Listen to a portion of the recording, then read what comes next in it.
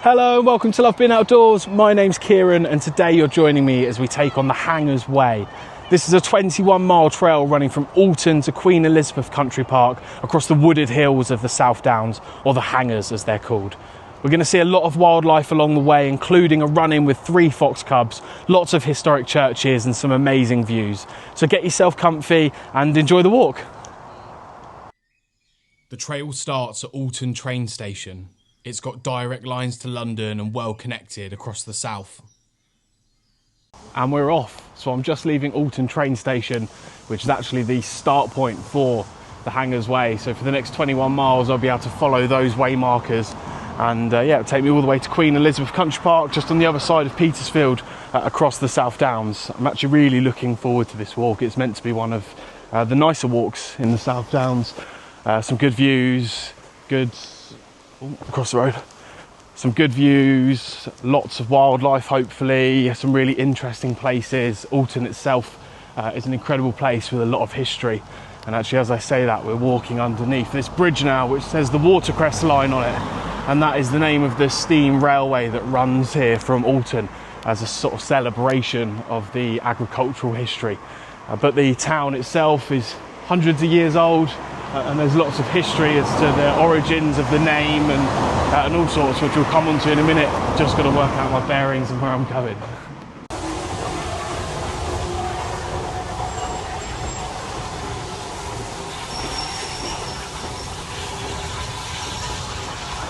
The way marker for the Hangers Way is a tree on the slope of a hill.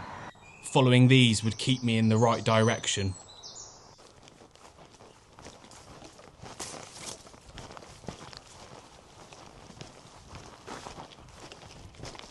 So I'm now a few miles out of Alton, and as you can see, we've got away from the town and started to get into the farmland. And yeah, farmland's actually quite important to this place, and it's where Alton gets its origin of its name from.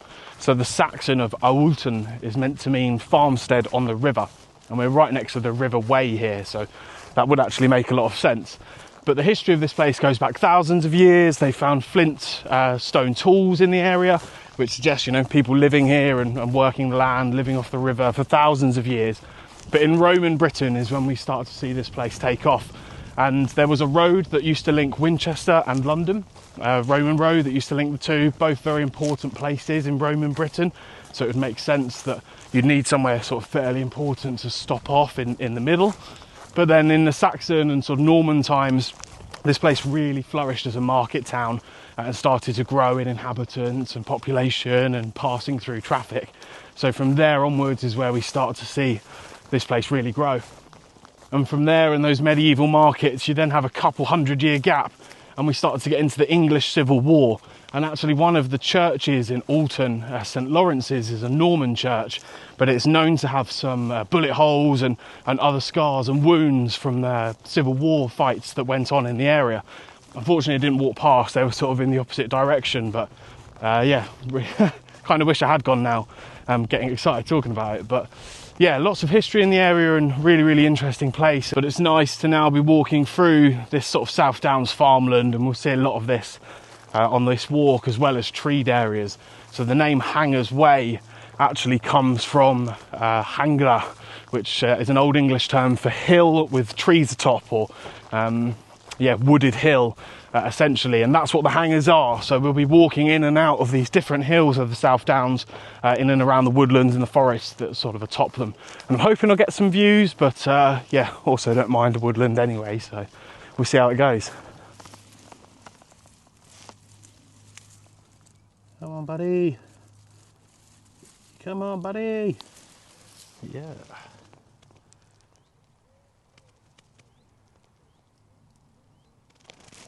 Back you go. Back you go. Back you go. There we go.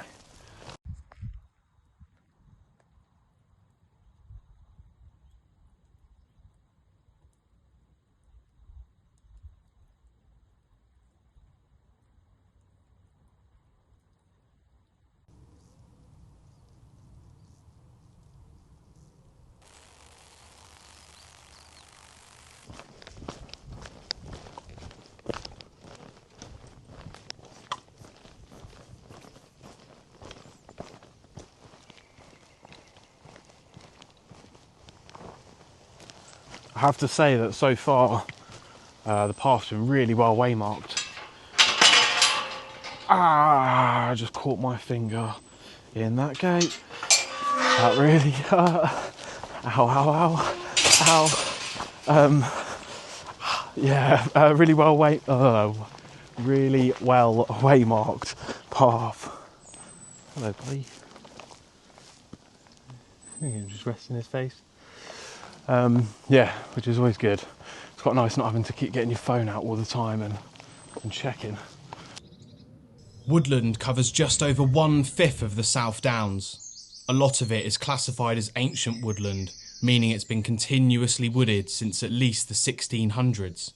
Its most common trees are oak, ash and beech, but it's also home to other natives like yew and hazel. These areas support a wide range of wildlife and are really important for our biodiversity and conservation.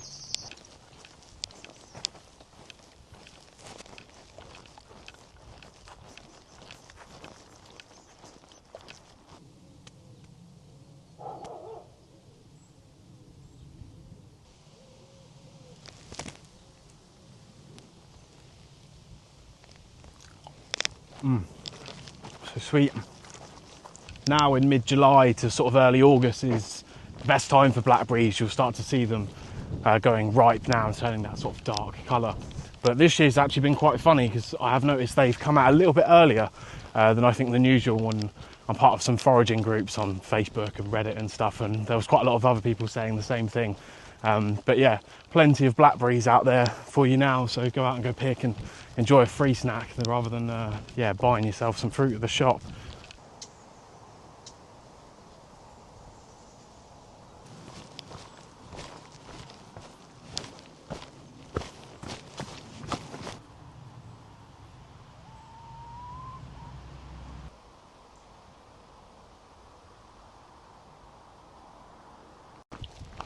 This bit of the path I'm walking along now takes us past King John's Hill, which is this hill off in the distance, and that was actually an Iron Age hill fort, and there's, from doing some research, dated back to about 100 BC. And the Roman road that I mentioned earlier is now the main A road, which runs sort of parallel down through the bottom of the hill there, which you might still be able to hear. But yeah, lots of history going back here, and I don't know if this lake sort of pond was here before, but it would make sense maybe if there was some sort of water source, if not the river, nearby that hill fort. Someone's left this gate open. That's against the rules.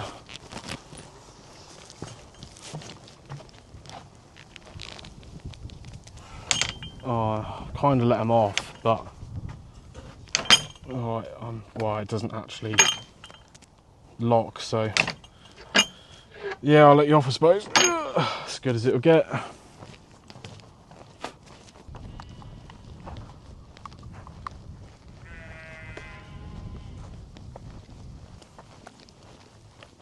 Sorry. Oh, you don't know what to do. Meow.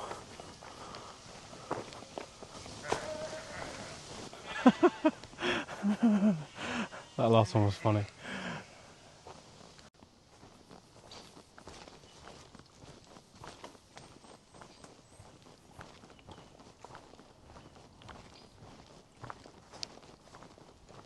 I walked past this pond and got stuck watching this dragonfly zoom back and forth.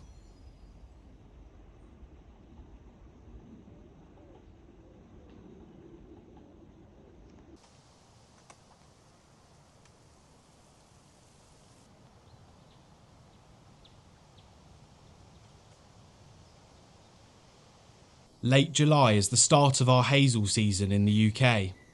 Around now, you'll start to find the hazelnuts hanging from branches, wrapped in their leafy husk. In a few weeks, these husks will age, turn brown, and then can be peeled away. You'll be left with a nice wild hazelnut that's packed full of healthy fats. Hazel leaves are fairly circular with a slight oval shape, and they're also hairy on the underside, but this can vary, so don't rely on it. The leaves are double-toothed, meaning that each tooth has a slightly smaller one, and the end of each leaf has a small tip too. And finally, the bark is a soft grey-brown colour. Just remember, we're not the only ones who eat from this plant, and it's important to forage responsibly. Maybe I'll give these guys some privacy.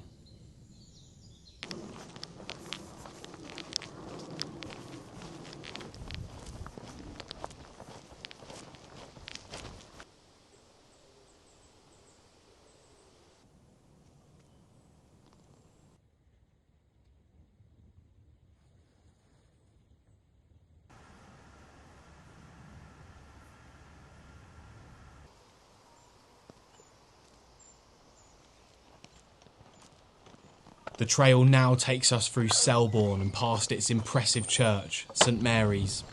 In 1990, a strong storm blew over the ancient yew tree that had stood in this churchyard for thousands of years. Its main trunk was rotten and hollow, but one cross-section of a bow has been used to timestamp various monarchs and major events over the last 500 years.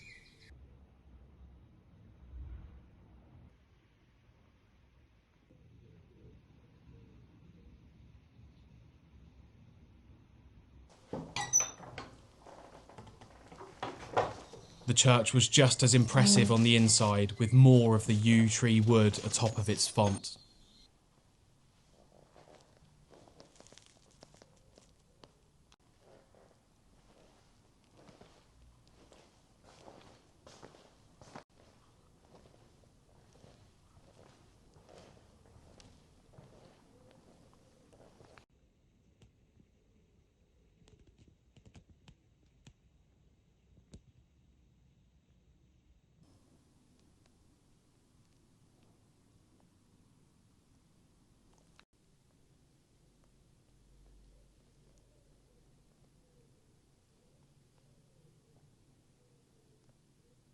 The grave of Gilbert White can also be found in the church. In the 1700s, he was a pioneer for British ecology and natural history. His work with the outdoors is remembered by the wildlife-themed stained glass windows. Just outside the church are more maps of the town's history and key landmarks, but one place really caught my eye.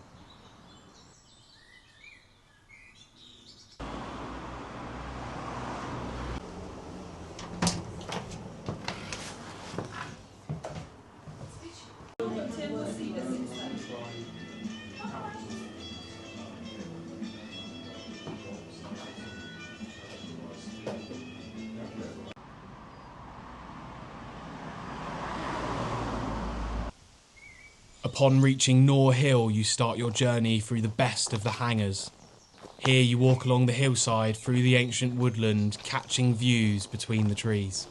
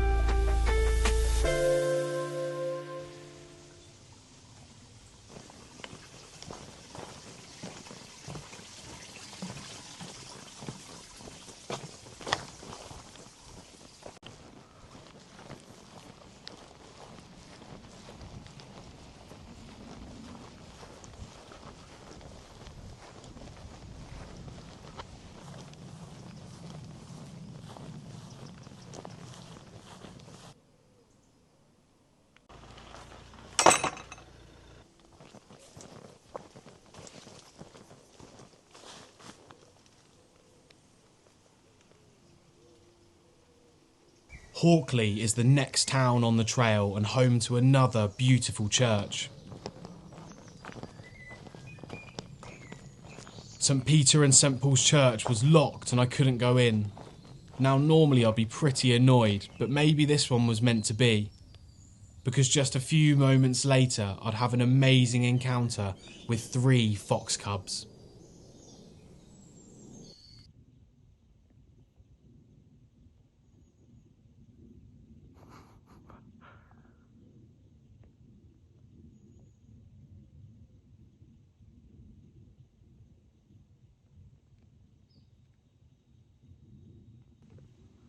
Let's see if I can get a bit closer. I need to stay very still. I've been spotted by one. So let's see what happens.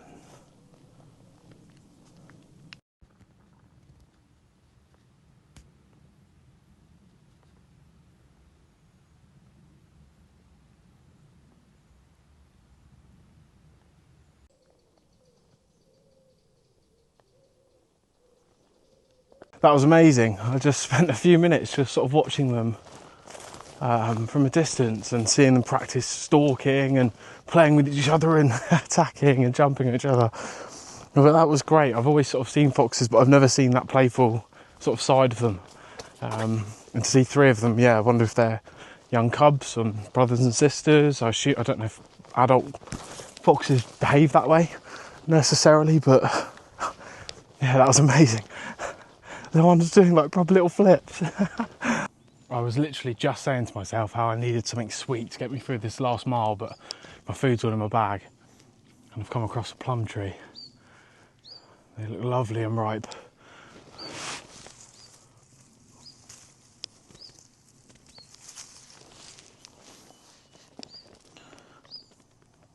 Oh. They'll have a little pip in the middle. Pip. Feed. Oh, they're delicious. A couple more.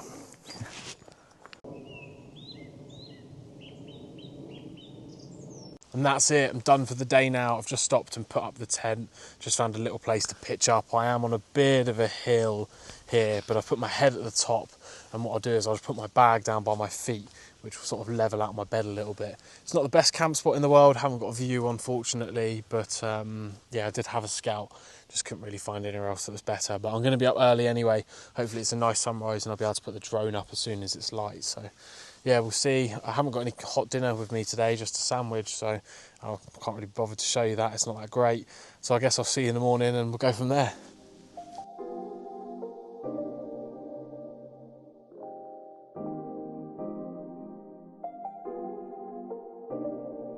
Some low clouds left an eerie start to the morning, but the hills were still as beautiful as ever.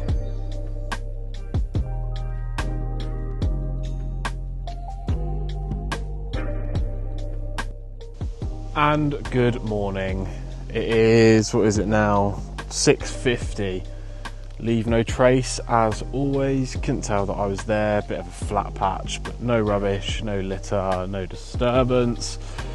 We're off. So yeah, what have I got? About 9 miles to do now. So yeah, should probably finish about midday. Yeah, a bit slower because I video and look at all the things. I'm glad I did a bit of a push last night because I should hopefully get some views now, and this shoulder of Mutton is the highest point on the walk, so yeah, hopefully it's nice.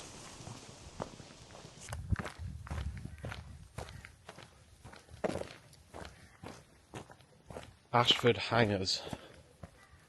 There's a nice bench over here.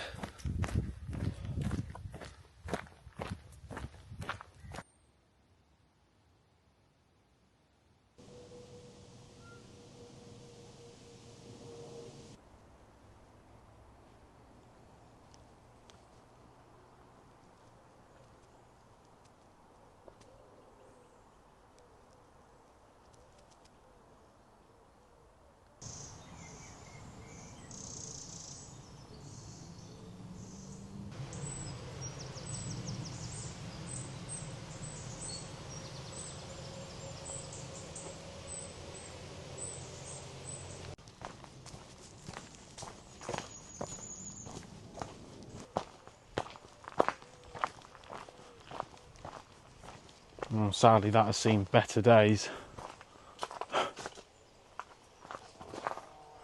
Ooh. Conservation viewpoint.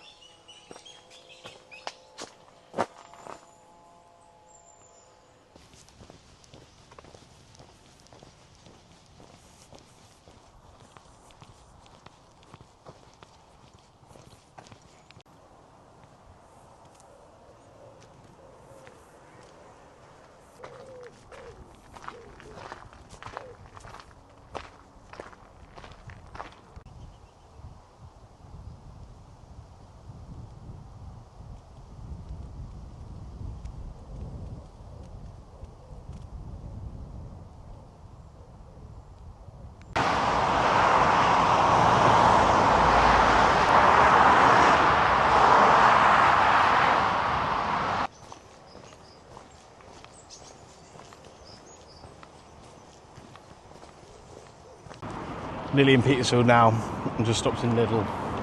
Got a chocky donut for breakfast. It's not bad either.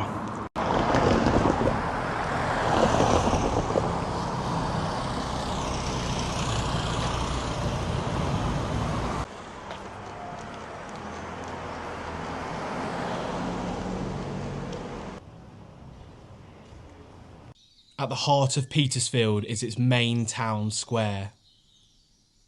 This place has been the home of the town's markets and culture for the last 1,000 years.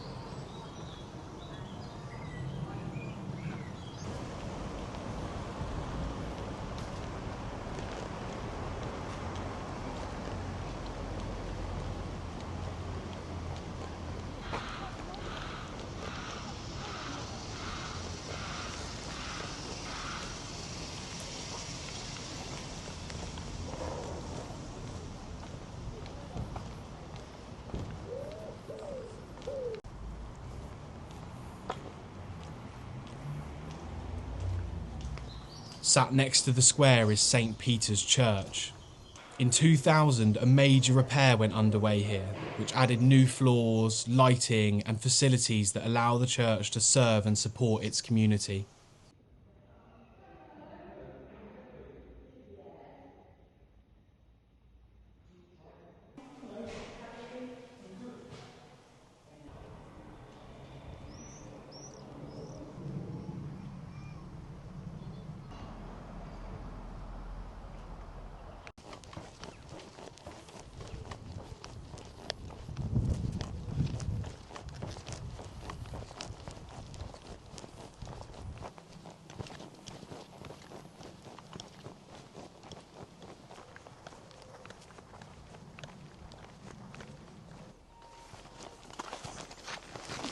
This is all very overgrown and prickly. Ow, ow, ow, ow, ow, ow, ow, ow, ow. Lots of nettles and other spiky things. My arms are on fire and there's more of it to come. I've got bugs flying away here.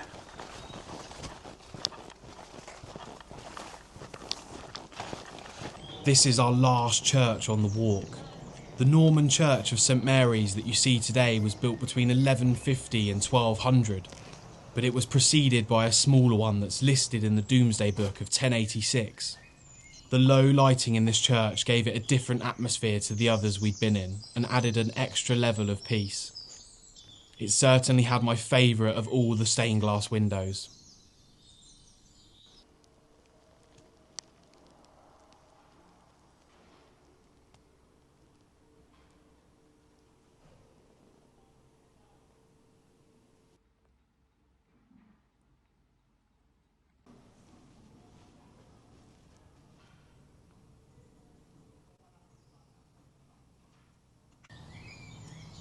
The South Downs is absolutely packed with chalk and has been quarried for hundreds of years.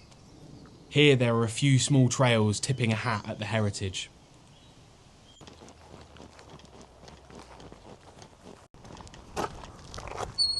Ow.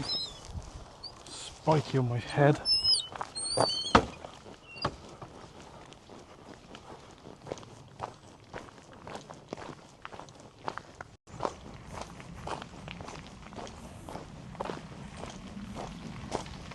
Hiya. Queen Elizabeth Country Park is an amazing space for cyclists and mountain bikers. There were a number of trails for all abilities and plenty of off-track stuff too. I didn't get to spend much time here being the end of the walk, but it looks like a really nice place for a chilled day out and picnic. Can't actually find an end point, but it's been the most amazing walk. If you're a keen walker, do it in one day. If you're not, split it in two. It's been amazing. But yeah, the foxes were incredible and I love the hangers. You definitely get more wildlife when you're between two environments. So being on the edge of the hills and then having the sort of grass meadows for the insects and other creatures has been great. But I definitely recommend it. If you've come this far, thank you so much for watching. Like and subscribe, stick around if you want to see more stuff. But yeah, thank you very much and catch you next time.